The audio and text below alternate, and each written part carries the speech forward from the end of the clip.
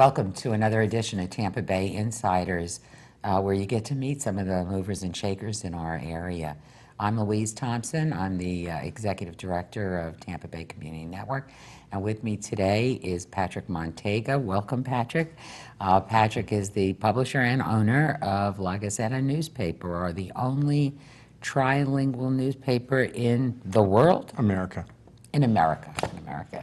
Welcome, Patrick. Glad you could be here. Glad you invited me. What we're trying to do is get to know some of the folks that know what's happening in town, and to that end, you're a Florida native. Yes, my grandfather came here in 1913 and from Cuba, and my father was born here. On my mother's side, they moved down from Georgia, probably in the 30s, 40s, and my wife's actually a fifth-generation Floridian. So you're a second or third, and yeah. Oh, wow. I was reading your bio today, and as long as I've known you, I didn't know that you grew up on a farm. Yeah, it was a great experience. My stepfather and my mother bought a 57,000 bird farm. It's chickens. Bird? Yeah, it was a chicken Okay. farm for. We produced 45,000 eggs a day, and we went from West Tampa to move out to Antioch, and on the farm. They purchased it when I was 12, and I stayed there until I was about 19 or 20. And Gee, that seems like a lot of eggs, Patrick. it was, and you had to pick I mean, them you're up talking every about a lot day. of people working to pick up 45,000 eggs? Yeah. How does that, is that automated or no, not really? No, we didn't have an automated. Every egg you picked up by hand. My job was to feed 25,000 chickens in the morning before I went to school, and I had to feed 25,000 when I got back from school. And then on the weekends, I picked up the eggs. It's very similar to the job I have now because both involved a lot of manure. I think you're talking about press releases or something like that. Politics, press releases, or something else that starts with P. I'm not even sure. Wow, that is just interesting. And so, when did you come back into Tampa from that farm experience? Oh, did you go to school? Yeah, well, I went to high school, went to Plant City High. I wanted to be a farmer. So after high school, I decided to try and work on the farm, but things got tough and they had to sell it. And then after that, I went and talked to my dad, and he wanted me to come over and work for the newspaper in sales. So I started in sales, and then I went to do work in the dark room and did work in helping us computerize, and over the years did every job in the building, and eventually made associate publisher. And then when he passed on, I became publisher. Tell people, tell our viewers about the newspaper, and especially, I guess, the thing that I know I pick up every time I pick up that paper is to quickly read the top and the inside and see what you had to say. And as we've heard it. Okay. Yeah, we always use the royal we. You know, it's actually appropriate because these things aren't done by yourself. You know, everybody in the office helps. You have all these contributors, people who call you and give you a little tip. So, you know, it is kind of a collective effort. A collective but the column is really, for those people who maybe haven't seen La Gazeta, Sure. is the column that tells us what some of the things we don't know that are going on in town. It was very interesting that, you know, a lot of people inherit a business. When my father passed away, I certainly inherited La Gazeta, but I also inherited his column. I inherited a lot of his collaborators and informants. I also inherited a table at La Tropicana to be able to have lunch every day and hold court there. Which is what he did. Yeah, absolutely. And people would come, and they would tell him what they heard on the street, what's whisper in his happening. ear about what was going on, and we try and do the same thing. We try and give you an inside view on what's going on in politics. This week we predicted who was going to win the elections. I think we're the only newspaper that does that. We don't do polls. We just do it off a gut over what we hear. Just the local, did you do? Just local. Okay. Yeah. And we'll see how we turn out on next Friday. I'll certainly write what the record was. And generally, we do pretty well. We've had 100% in some races. I think the worst I've ever done has been 70% getting them correct. And it's always tough to do local races because there is no polling, there is no feel for it. A lot of people pay no attention to judicial races, school board races, things like that. So we write about those things, write about issues regarding the Hispanic community. There's a few things that we're very passionate about. We're very pro-union, probably one of the few newspapers in the state that's pro-union. We're very strong on women's issues, very strong pro-choice newspaper. So we write about things like that, and we also occasionally criticize the bigger papers when we feel they get out of line. And so we feel like we're very interesting reading. The newspaper itself deals with regular news in Spanish. In English, we have different columnists cover things that we feel either are not covered well by the daily papers or that we feel we can cover better. We have a page of Italian, which is social news of the Italian community. It kind of helps the Italians keep their language alive here locally. We have a lot of legal ads in the paper. When you get a foreclosure, when you get a divorce, things like that get published in our paper. In fact, it's made a very good summer. Foreclosures, while it's hurt everybody else, has actually created the best July we've ever had. Because of the foreclosures? Because of foreclosures. We've had probably 7 full pages of foreclosure ads in our newspaper. And they do say when one business goes down, another one goes up, no matter what. So here you are. This is. I hate to be successful off of somebody else's misery, but right now today's are very bad for the media industry, for the newspaper industry. So knock on wood that we're doing very well. Patrick, you're involved in a number of committees and have been in the community. I know I was on for a little while, but I noticed that you're on the Hillsborough County Citizens Board. That's for the school system. I'm the County chair Schools. last That's the year. one I was on. Yeah. So you're chair. What role do you play with that, with getting involved in that? And I know you've been even involved in some of the school restoration or preservation projects, things like this, have you not? Yeah, well, I try to become a professional troublemaker sometimes. Sometimes I'm happy with the school system and the school board, sometimes I'm not. Try and maintain a relationship, try and give them criticism where deserved and hopefully constructive. Other times you cheer them on when you feel they've done the right thing. Well, with what's going on now, with the reduction in money for schools or property tax money and all these things that are going on, what are you seeing? And this increase in charter schools and privatization of some of the school function. Where do you see we're headed with this, or is there something on your mind about what we need to be thinking about? Well, not only do we have a challenging financial time, but we also are now facing a brand new scenario with our schools. For many years now, schools in Hillsborough County could base an increase in revenue on growth. They also had a lot of expenses tied to that growth. But what we're looking at the next few years is perhaps a stagnant growth pattern here in Hillsborough County. And that means that schools no longer can depend on, 2,000 or 3,000 new students showing up every year, and they can no longer base everything on this increase in funding that they're going to be getting because of those new students.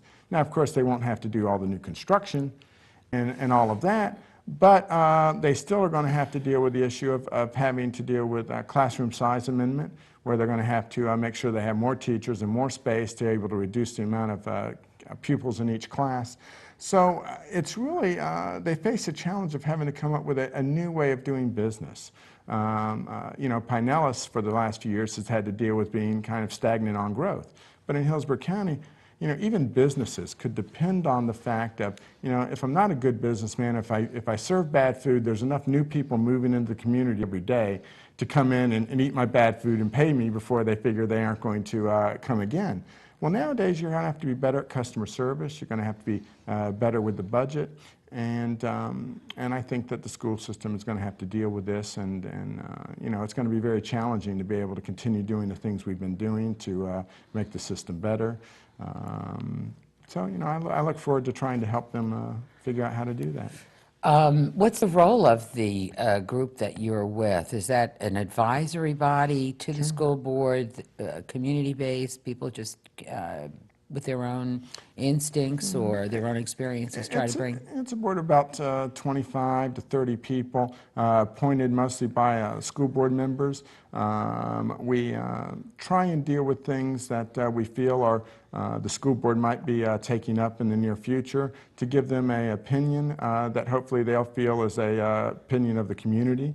We have people on the board, everybody from principals to teachers to business people to PTA members to housewives.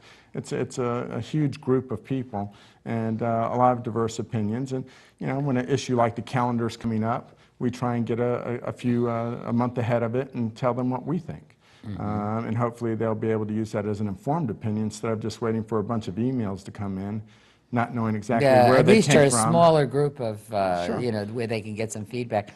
What about you're active on the Sports Authority as well, right? Used to be on the Sports Authority. The County Commission recently fired me. I'm the wrong party for them eventually. I was too Democrat. Wow, I didn't realize that. No, I was on the Sports Authority for 8 years, went up for, was coming up for reappointment. Certainly in the years I've been involved in politics, I've learned to count heads and realized that there was not enough people there who liked me anymore to get reappointed. So well, you got I a newspaper aside. which you may say things about some of those people occasionally, right? Well, you know, and sometimes to stay on these boards forever, it means you have to compromise too much. And so you make a decision. Do I want to be a board member that says what I feel, or do you want to be a board member that gets reappointed every time? Sometimes you can't do both. You know, I think that's probably what our problem is here, huh? we have a station where people can express their own feelings about things, and they often express themselves by saying things against our county commission. And what happened? The county commission decided, bye and good luck, and didn't fund us anymore. So we're in the same boat you are, I guess. Well, you know, I think that a lot of people think that we have free speech in America. We really don't. All of our speech has a cost to it. This station's cost was to get cut by the county. Even the newspaper has to weigh in those decisions. You know, if you look at places, you know, a lot of the big media, they do these investigative stories on businesses and things like that. But if you notice, they never do it on any big business. They never do it on any business that advertises with them. They pick on some little, you know, transmission station or some little, you know, engine repair place or some little restaurant. You never see them go after a big auto lot that buys pages and pages of, from them on a yearly basis. So, you know, even the big boys are very cautious about dealing with their own money, you know, and doing anything that might interfere with it. And, you know, we always face those decisions every day. If we decide to go after somebody, sometimes people you go after can hurt you. And you have to make a decision on whether you're going to weather that storm or not. I've gone after county commissioners before that have tried to then use their power to cut any advertising the county was doing with our newspaper. Oh, I do recollect that happening to you. I recently endorsed the guy who did that in the Republican primary. Felt he's gotten a little better, but you know. That is an amazement. It's bedfellows expression, you know, politics makes strange bedfellows. This is so true, isn't it? It is. Because you're on one side of an issue with somebody and on the opposite side with them sometimes, and then things just change around.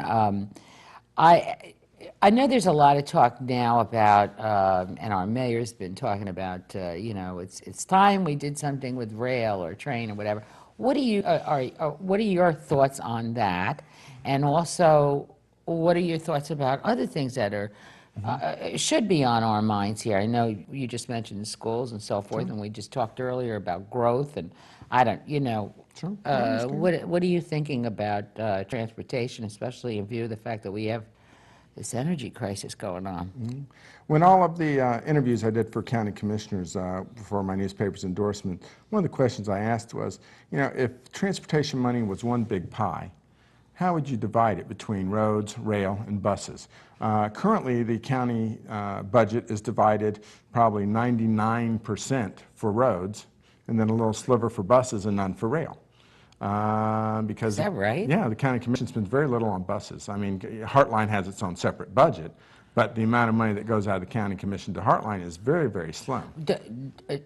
Aren't roads funded mainly from our gas taxes? Well, that's true, but the county does new road construction. Okay. And I think we got $300 million that they're going to do. I think we're also spending $425,000 on buses out of the county's money. Okay. So, So what kind of answers did you get, or what do you, what? not the kind of answers I hoped. Most of the answers were kinds of things like, we're going to study, we're going to wait and see.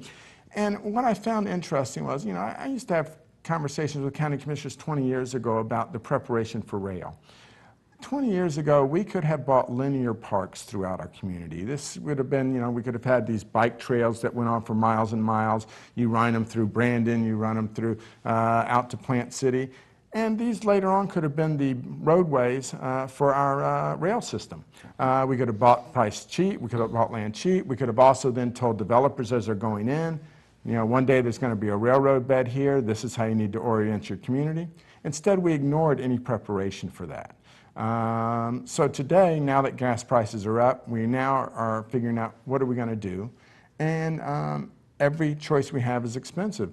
But I think that every choice we have should start to be made today. We really need to start figuring out, where we agree upon. If we know we're going to have a mass transit that's going to go to Brandon, let's go ahead and start buying land for it. We don't have to have a perfect plan. We don't have to know every path that mass transit's going to take. We know what some of them are going to do, and we should start doing it.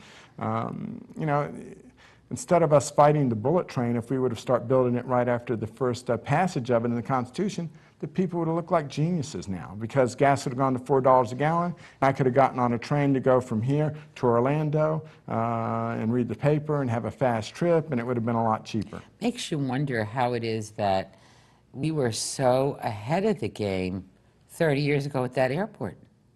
I mean, it's one of the most fantastic airports in the country, in the world, right? Yeah. It's been rated very, very high. And that was way ahead of its time. And they made a plan. And they made a plan, and they did it. to And expand it. And it keeps growing, and it's doing all that. And Yet we didn't do it with our road system. We didn't do it with any of our now systems. that everything is so expensive and all of that kind of stuff, is there still the possibility of being able to do this? You're saying transfer the money from where we're spending it on the roads and move it over to mass transit of some format? I think we have to make a decision on how we want to cut up the pie. And, if 30% of the pie needs to be spent on mass transit, then we need to start doing that today. We can't wait. Even if we bank it to be put away for when we do have bigger projects in mind, we need to do that. But I think this wait and see or wait and plan attitude, I talked to somebody the other day, said, well, T-BART's getting ready to do a plan. Well, I remember Ed Chiranchek doing a plan 20 years ago. I remember somebody else doing a plan 10 years ago. I mean, we keep What hiring. happens to the plan, right? Yeah, It every time we sits come on up the with shelf. money, we say, let's go buy a plan, but let's not buy into the plan. I could have bought into the plan 20 years ago. I can buy into the plan 10 years ago. I don't need a new plan to buy into. I need us to just start doing it. Now, as somebody who's been on the sports authority and everything like that, I criticize, I just go crazy over this, maybe because I'm no big sports fan, but I don't see the expenditure of the money in sports being so, like, we pay the taxes on the stadium, we gave away a lot of the income from the stadium to a private company which owns the Bucks and blah, blah, blah.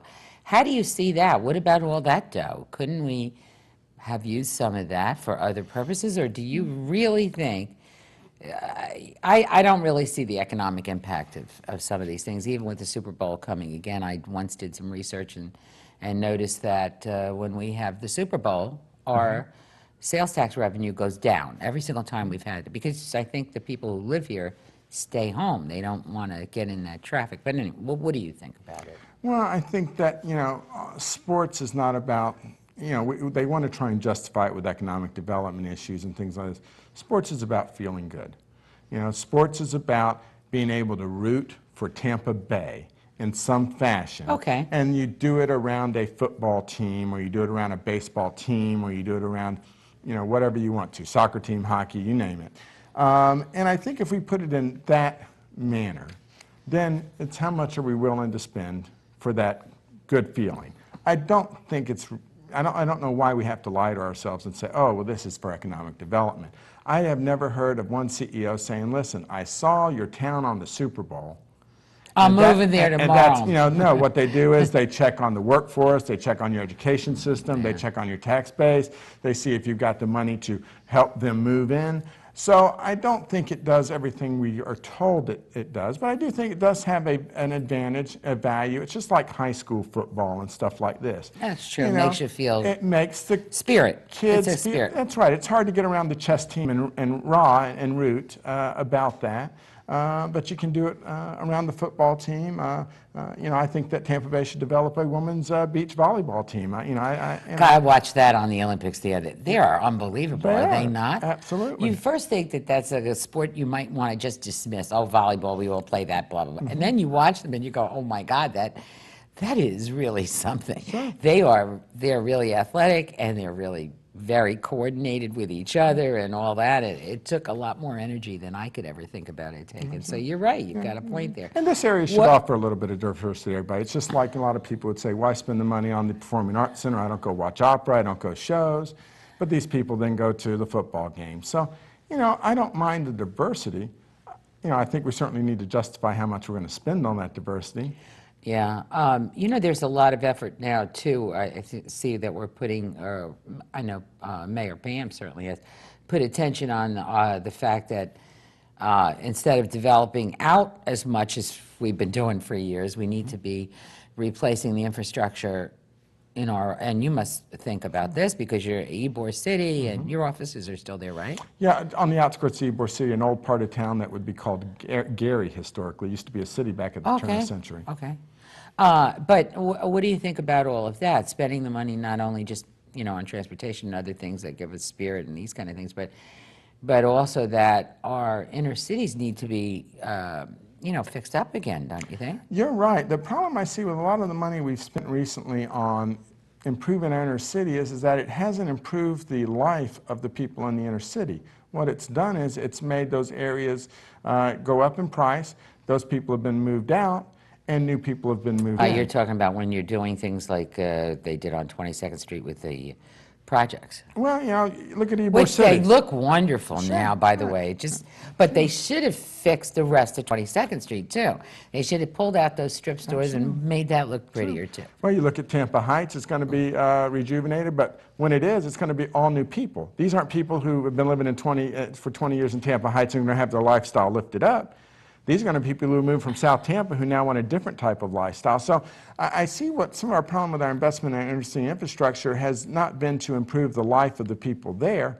It's been to just basically get new land and do something different with it, to bring a more wealthier class into the inner city. And I know we have to do some of that, but we're just kind of displacing people and moving them around. We're taking bad parts of town and we're creating other bad parts of town. You know, a lot of what happened in Ybor City, Tampa Heights, and along 22nd Corridor crime almost. ended up becoming a lot of Section 8 housing up in the university area. So now you're having problems up in there because you didn't have an infrastructure set up for them. You know, the bus lines have to change to better serve them. Right. Employment patterns have to change to better serve them. So, you know, we're not really addressing the problems. We're just kind of addressing developer needs still. Still moving it away and moving it away and still having to focus. It's kind of like what we do with our homeless. What it's move them out of the way, don't actually fix a problem. Right. Now they can't be under this bridge. They have to go over there. We only have a few minutes left, but, you know, Patrick, what do you think are some of the things that the viewers should really be paying attention to as we go forward? Not just the election season, the county mayor issue, but, you know, other things, whatever. Well, that you see. I mean, you cover this place all the time. You know, a lot of times I get very frustrated with the state of politics, not necessarily because we have a lot of bad politicians out there, but because we continue to elect bad politicians. And really, and you know, we're getting tricked, dude. Don't you think a lot of voters get tricked? I think they get tricked because they have no information. You know, you know what I think one of the clothing stores says, you know, that their best consumer is an informed one. Well, the best voter is an informed voter, and nobody's really informed. I find it very interesting that there appears to be no level of trust from the electorate to depend on anybody else's opinion, but they won't spend enough time to inform themselves and create their own opinion. You know, I have people who tell me, well, you know, we can't listen to the newspapers. Well, I do a pretty good job of trying to maintain what's going on in politics, trying to keep up with you know, who's doing what. So does the Tribune, so does the St. Petersburg Times. And while I'm not saying you should listen to them wholeheartedly, I think that their Well, opinions go should read be all of read. them anyway. Right. Read this guy's If- and that guy's yeah, and that guy's. If you find a consensus out there, there's probably a reason for it. Yeah, we just saw that with, I was kind of, I'm always amazed when the Trib and the Times are totally in agreement, which they just were with the judges, Right. whether or not that's. Sure. Although I Yeah. disagree with them on a couple, and the Yeah, Florida and Sentinel. that's fine. But, disagree but with I them on mean, a couple. they were in agreement right Sure. Mm-hmm. there, and so that gives you at least a place to start with. Sure. I feel like we should be having a Boston Tea Party again. I'm disenchanted with local, state, and federal government. I am totally disenchanted, and what do you think of that? Well, I think the problem is if you had a Boston Tea Party, nobody would show up except for you and me and a couple other people, because I think most of the public out there is disengaged with their government. They've come to the point where they don't realize what it can do for them or do to them, and they really don't know what to expect. You try and talk intelligently with people and say, what do you want out of your state representative? And they don't know. They'll talk in generalities. They can't tell you what happened this year, what didn't happen this year. They really can't tell you what's going on with the state budget. We have a democracy that is without anybody at the steering it. And you know, we'll spill blood to spread a democracy, but we don't take a little time to participate in it. And I find that horrible. We're spilling blood and not protecting what we have here. We're losing civil rights like Sure. a hand over fist since 9/11 for sure. You know, in the stadium, when I was on there, I tried every vote I could to prevent us doing pat-down searches. Oh, yeah, that And was. people in the public were saying, well, how horrible. Shouldn't we be safe? You should do pat-downs. And I would explain to them, well, what do you think I'm going to find?